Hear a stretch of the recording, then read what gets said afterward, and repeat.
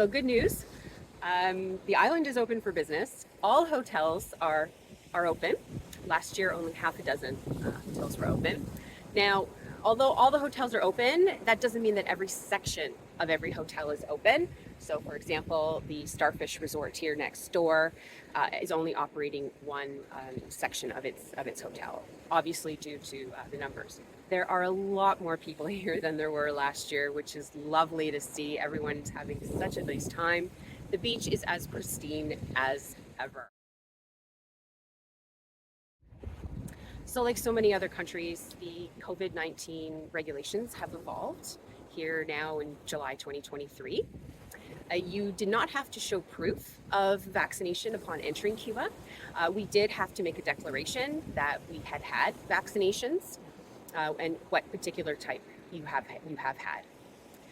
If you do catch COVID while in Cuba, there is no mandatory self-isolation policy.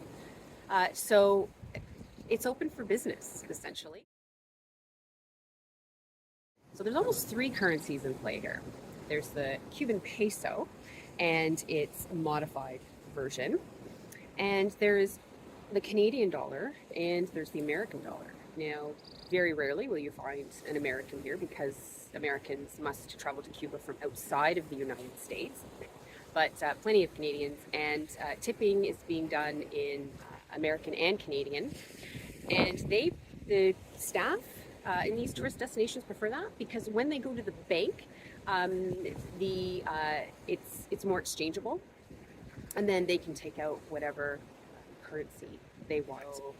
If you're watching this video because you're interested in going to Cuba and this is not for educational purposes for a course, just remember that loonies and toonies, if you're Canadian, are not exchangeable. Okay, so usually at the end of a stay, if they get if staff are receiving toonies and loonies, before you leave, somebody will come up to you with a whole bunch of them and say, "Do you have a dollar, some sort of paper bill that I can change these for?"